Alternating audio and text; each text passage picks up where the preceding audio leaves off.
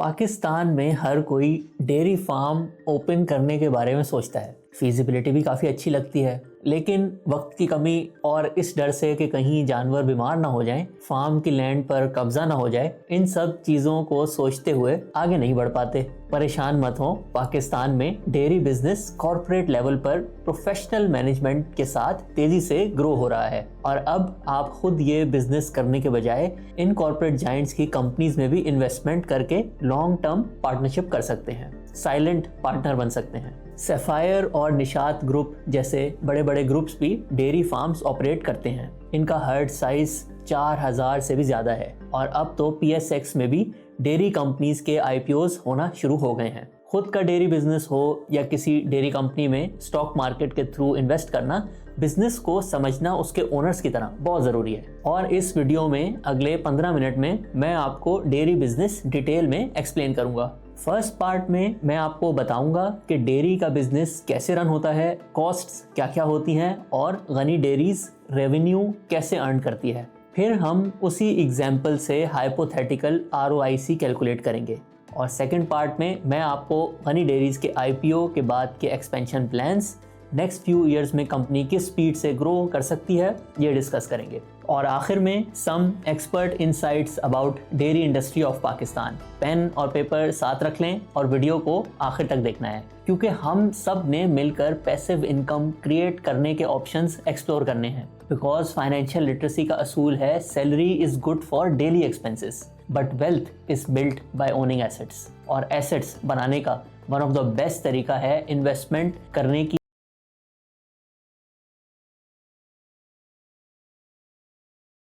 पाकिस्तान दुनिया का 4th largest milk producer है।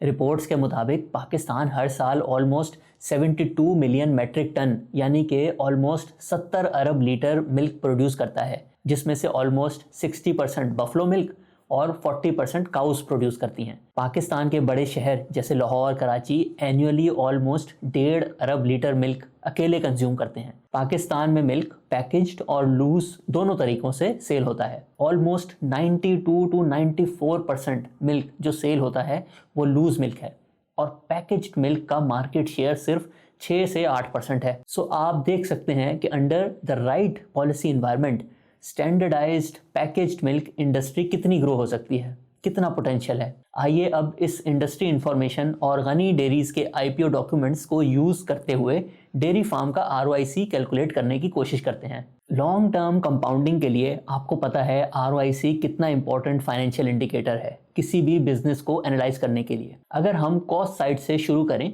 तो एक हाई यील्डिंग डच या Australian Holstein heifer almost PKR 8 lakh रुपए कॉस्ट करता है या $3000। और लेट से आपने 100 एनिमल्स का फार्म सेटअप किया और 5 मंथ प्रेग्नेंट हीफर्स इंपोर्ट किए, तो इस स्केल पर इनिशियल लाइफ स्टॉक की इन्वेस्टमेंट रफली 7 से 8 करोड़ के आसपास बन सकती है। एक्चुअल कॉस्ट, लोकेशन और मार्केट कंडीशंस के मुताबिक चेंज हो सकती हैं।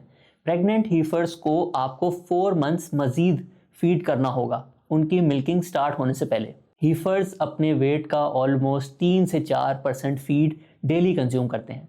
एक एवरेज हीफर ऑलमोस्ट 600 से 700 kg वे करती है और ऑलमोस्ट 25 kg फीड कंज्यूम करती है डेली, जिसमें 10 से 12 kg ऑलमोस्ट ड्राई मैटर होता है जैसे कि soybean meal, corn, gluten etcetera. So अगर हम फीड की कॉस्ट कैलकुलेट करें तो वो ऑलमोस्ट ₹2500 डेली बन जाती है। सो 4 मंथ्स के लिए एक हीफर की फीड कॉस्ट तकरीबन 2.5 से 3 लाख तक जा सकती है depending on feed quality. Operational expenses जैसे इलेक्ट्रिसिटी और स्टाफ कॉस्ट लोकेशन के हिसाब से वेरी करती हैं, जो एवरेज केस में अराउंड 1 लाख पर एनिमल तक हो सकती हैं। इसके साथ साथ हीफर्स को रखने के लिए लैंड भी चाहिए होगी। 100 हीफर्स को रखने के लिए रफली 8000 स्क्वायर फीट एरिया रिक्वायर्ड होता है और बाकी इंफ्रास्ट्रक्चर जिसमें शेड, मिल्किंग पार्लर एक्सेट्रा सब आ जाते हैं, तो ये अराउंड 2.5 करोड़ की इन्वेस्टमेंट होती है। अगर हम एक ब्रॉड सिनेरियो देखें तो 100 एनिमल्स के स्केल पर टोटल कैपिटल रिक्वायरमेंट 14 से 16 करोड़ की रेंज में आ सकती है।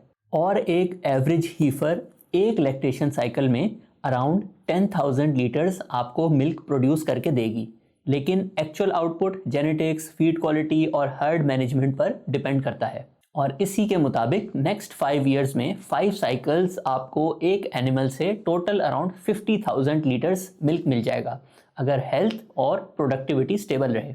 सो मल्टीपल लैक्टेशन साइकिल्स के दौरान क्यूमुलेटिव प्रोडक्शन इस एस्टिमेट के अराउंड हो सकती है, लेकिन टाइम के साथ साथ स्पेशली 4th ईयर के बाद ये यील्ड नेचुरली डिक्लाइन हो जाती है। सो हाइपोथेटिकली हर ईयर आपको 100 एनिमल से 1 मिलियन लीटर्स के अराउंड मिल्क मिलेगा, और ₹150 से 160 पर लीटर के हिसाब से अगर आप इसकी प्राइस अज्यूम करें, आपका रेवेन्यू हो गया 150 से 160 मिलियन। और feed plus farm expenses estimate करें अगर using the same formula of around ₹1 lakh per animal per month, तो आपके एक्सपेंसेस हो गए तकरीबन 120 मिलियन, जैसे कि आप अपनी स्क्रीन पे देख सकते हैं। सो ये आपने समझ लिया कि revenue potential largely milk pricing structure, regional demand और प्रोक्योरमेंट कॉन्ट्रैक्ट्स पर डिपेंड करता है। इसके साथ साथ फीड और ऑपरेशनल कॉस्ट भी थोड़ी बहुत फ्लक्चुएट करती रहती हैं, इसलिए नेट मार्जिन्स हर फार्म के लिए थोड़े से डिफरेंट हो सकते हैं। आइए आपसे एक और इम्पॉर्टेंट चीज़ शेयर करते हैं। एक काऊ की मिल्किंग लाइफ 5 ईयर्स की होती है और उन 5 सालों में 5 एनिमल्स भी देगी।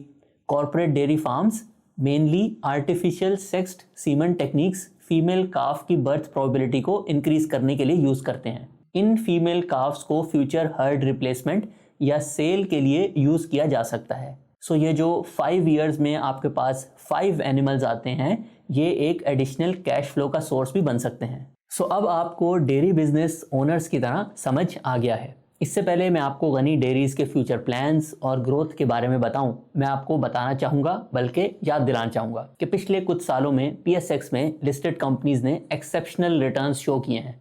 जी हाँ, 40,000 वाला KSE 100 इंडेक्स 170,000 हो चुका है, और इसके पीछे मल्टीपल मैक्रो, लिक्विडिटी और पॉलिसी ड्राइवर्स के अलावा एक मेन रीज़न ये भी है कि PSX का ग्रोथ फ्रेमवर्क ऑन है। और 2025 की बात करें तो KSE 100 इंडेक्स ने अपने इन्वेस्टर्स को 51% प्रॉफिट कमा कर दिया, और ARN मॉडल पोर्टफोलियोज ने अच्छी अपॉर्चुनिटीज़ ढूंढकर और बिजनेसेस को बेहतर अंडरस्टैंड करके मज़ीद बेहतर परफॉर्म किया, जिसकी डिटेल्ड ऑडिटेड रिपोर्ट बहुत जल्द हमारी वेबसाइट पे पब्लिश कर दी जाएगी। और PSX ग्रोथ फ्रेमवर्क की रीसेंट मैक्रो डेवलपमेंट्स की बात करें तो यहाँ एक चीज़ क्लियर है, पॉलिसी डायरेक्शन का फोकस अब इकोनॉमिक एक्टिविटी, इन्वेस्टमेंट कॉन्फिडेंस और लिक्विडिटी सपोर्ट की तरफ शिफ्ट हो रहा है। गवर्नमेंट और रेलेवेंट इंस्टीट्यूशंस जैसे कि SIFC इस बात को समझ चुके हैं कि लॉन्ग टर्म ग्रोथ के लिए टैक्स स्ट्रक्चर और फाइनेंसिंग कंडीशंस को मोर सपोर्टिव बनाना ज़रूरी है। हिस्टोरिकली जब भी इंटरेस्ट रेट्स और अफेक्टिव टैक्स बर्डन में ईजिंग का फेज आता है,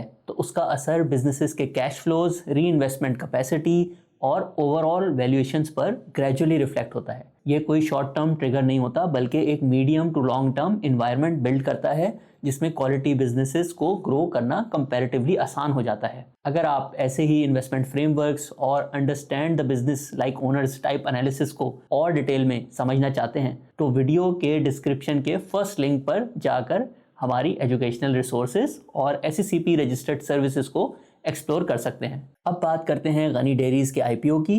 कंपनी खुशाब के पास नूरपुर थल में 2400 से ज़्यादा के हर्ड साइज का एक कॉर्पोरेट डेयरी फार्म रन करती है। नेस्ले, IRC जो कि इंटरलूप की डेयरी कंपनी है, और फौजी फूड्स गनी डेयरीज के मेन कस्टमर्स हैं।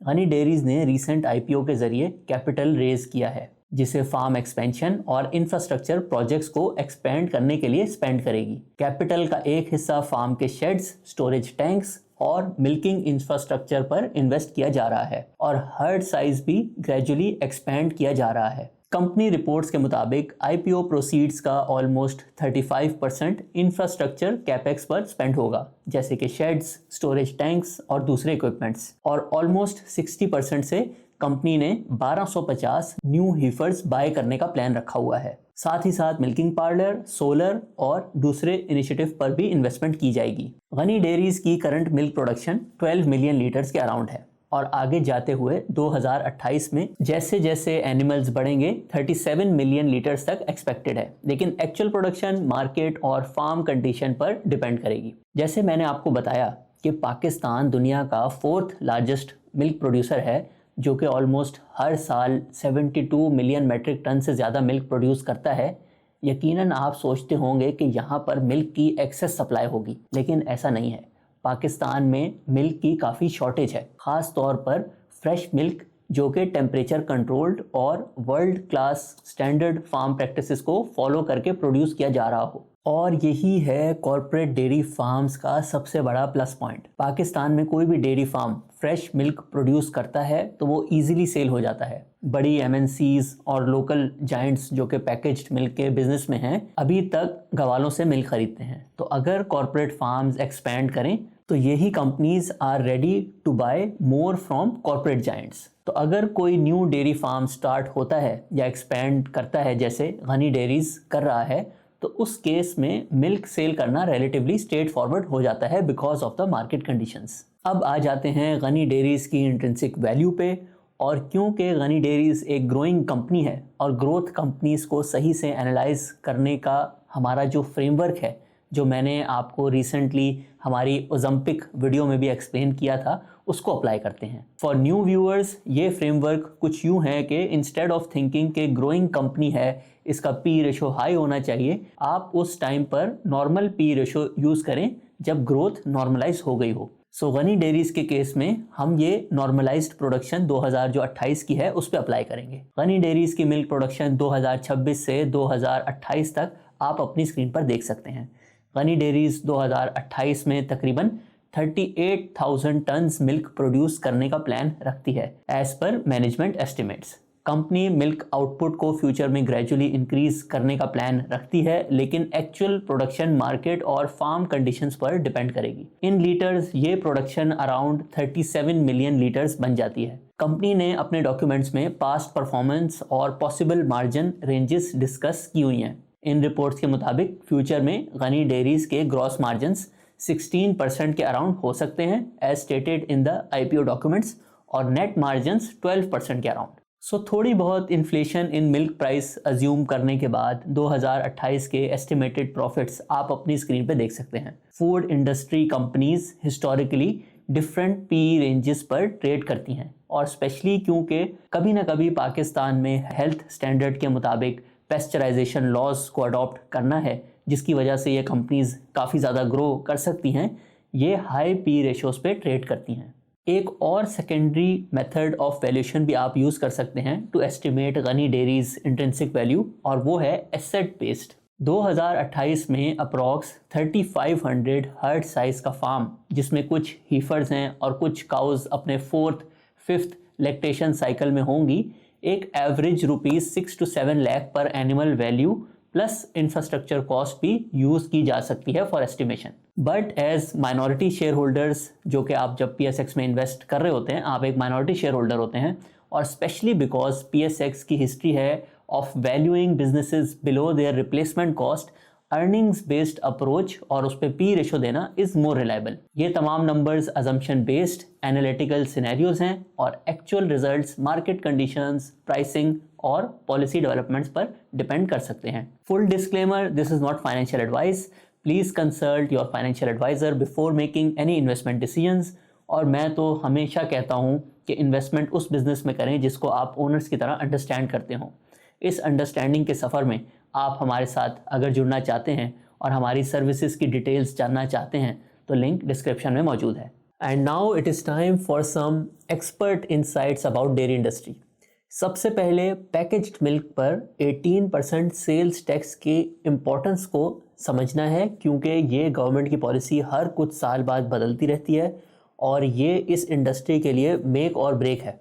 जैसे मैंने आपको बताया कि 92 से 94% इंडस्ट्री जो है वो इनफॉर्मल सेक्टर में है, वो कोई सेल टैक्स पे नहीं करती, वो कोई इनकम टैक्स पे नहीं करती, और जो बाकी इंडस्ट्री है जो कि फॉर्मल सेक्टर में है उसको 18% सेल्स टैक्स भी पे करना पड़ता है और अपने प्रॉफिट्स पे इनकम टैक्स भी पे करना पड़ता है। और ऑब्वियसली दूध, एक पैकेज्ड और एक खुला दूध, उन दोनों में जो डिफरेंस है वो एक हद से ज़्यादा बढ़ नहीं सकता, वरना लोग जो है खुले दूध की तरफ शिफ्ट होने लग जाएंगे।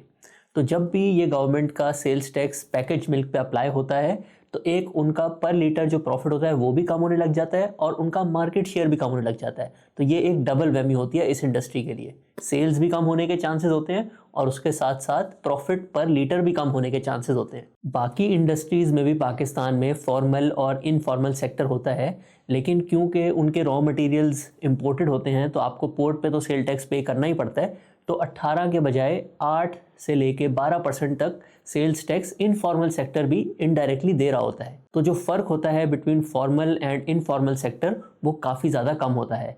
लेकिन मिल्क इंडस्ट्री में क्योंकि कोई इंपोर्ट नहीं होता, सब कुछ लोकल होता है, तो ये जो 18% का डिफरेंस और फिर उसके ऊपर इनकम टैक्स, ये फ़र्क बहुत ज़्यादा है। पिछले कुछ बजट्स में ये टॉपिक बहुत ज़्यादा लाइमलाइट में रहता है और बहुत ज़्यादा प्रेशर भी होता है गवर्नमेंट के ऊपर कि इस सेल्स टैक्स को कम किया जाए क्योंकि मिल्क एक एसेंशियल कमोडिटी है। सो नेक्स्ट बजट में अगर इस परसेंटेज को कम किया जाता है तो वो इस इंडस्ट्री के लिए एक पॉजिटिव कदम होगा। इसके अलावा डेयरी कंपनीज अपने फार्म के पास फर्टाइल लैंड भी बाय करते हैं ताकि वो वहाँ पर इन हाउस फीड ग्रो कर सकें। फीड की शॉर्टेज, क्वालिटी और बढ़ती प्राइसेस की वजह से फार्म्स अब इन हाउस फॉडर की तरफ मूव कर रहे हैं। 1 एकड़ लैंड ऑलमोस्ट इतना फॉडर या फीड ग्रो कर सकती है कि अराउंड 3 से 4 काउस के लिए इनफ हो। गनी डेयरीज के पास ऑलमोस्ट 54 एकड़ लैंड है और इनके मुताबिक ये लैंड इतनी है कि गनी डेयरीज ऑलमोस्ट 10 से 20% तक फॉडर की नीड इन हाउस फुलफिल कर सकती है। अब आते हैं डेयरी कंपनीज की इनकम स्टेटमेंट की तरफ। अक्सर लोगों को इनकी फाइनेंशियल स्टेटमेंट्स की समझ नहीं आती और ये आपको बाकी नॉर्मल कंपनीज से काफ़ी डिफरेंट लगती होंगी। आइए इनकम स्टेटमेंट को समझते हैं और देखते हैं कि इनको पढ़ने का सही तरीका क्या है।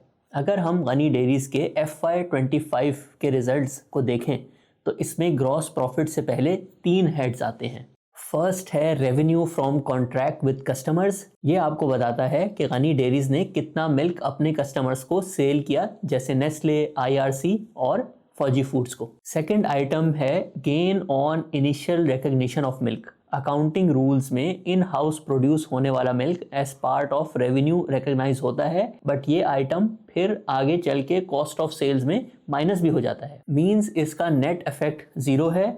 आप इसको इन शॉर्ट इग्नोर भी कर सकते हैं क्योंकि ये आइटम रेवेन्यू में पहले ऐड और फिर कॉस्ट ऑफ सेल्स में डिडक्ट भी होता है। थर्ड आइटम काफ़ी इंटरेस्टिंग है। ये अनरियलाइज्ड गेन होता है इमेच्योर काव्स की एज बढ़ने से रिलेटेड, क्योंकि आप नॉन मिल्किंग एनिमल्स की फीड की कॉस्ट एक्सपेंसेस में ऐड कर रहे हैं, तो फिर जैसे जैसे ये एनिमल्स बड़े हो रहे होते हैं उनकी वैल्यू भी बढ़ रही होती है, तो वो गेन इन वैल्यू यहाँ पे आ जाता है। हर्ड साइज इंक्रीज होना और जैसे जैसे इमेच्योर एनिमल्स की एज बढ़ती है, उनकी वैल्यू बढ़ती है, तो ये कंपनी की एसेट बेस को इंक्रीज करते हैं और ये यहाँ पे इस हेड में रिफ्लेक्ट किया जाता है। बट कैश प्रॉफिट की कैलकुलेशन में इसको आप इग्नोर कर सकते हैं। आप टेबल में देख सकते हैं कि कैसे 1 मंथ ओल्ड फीमेल काऊ की price over the next few months increase होती है। सो कभी भी किसी भी क्वार्टर में अगर ये गेन बहुत ज़्यादा हो तो ये नॉर्मलाइज्ड प्रॉफिट्स नहीं है, फिर आपने उस क्वार्टर की अर्निंग्स पे पी रेशो अप्लाई नहीं करना, लेकिन लॉन्ग टर्म में ये भी बिजनेस का एक पार्ट है। सो आज हमने डिटेल में गनी डेयरीज को समझा और इसके बिजनेस मॉडल को एक्सप्लोर किया। इसके साथ साथ हमने ये भी समझा कि इस इंडस्ट्री में कौन कौन से इंपॉर्टेंट फैक्टर्स हैं जो आपको पता होने चाहिए।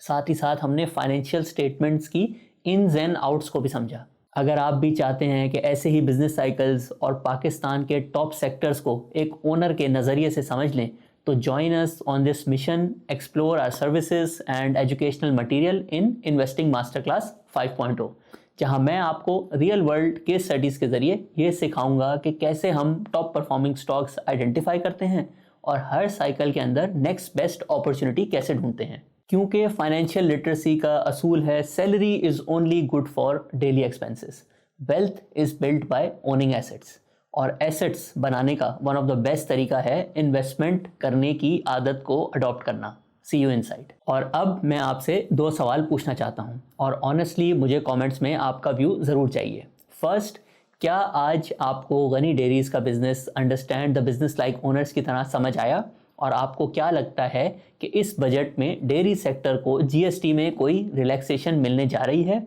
ये आपने मुझसे कमेंट्स में शेयर करना है। अपना बहुत ख्याल रखिएगा। रिच वर्सेस पुअर माइंडसेट की टीचिंग्स अपने सर्कल में सबको बताते रहिएगा और ये वीडियो आपने अपने एक दोस्त से ज़रूर शेयर करनी है ताकि वो भी बिजनेस को समझकर वैल्यू इन्वेस्टिंग करे। और अब आप डेयरी सेक्टर की एक और कंपनी फौजी फूड्स के बिजनेस के बारे में ये वीडियो देखें। मैं हूं आपका इन्वेस्टिंग फ्रेंड और कंपेनियन अब्दुल रहमान नजम और इंशाल्लाह नेक्स्ट वीडियो में मुलाकात होगी एक नए सेक्टर के साथ, एक नए पर्सपेक्टिव के साथ।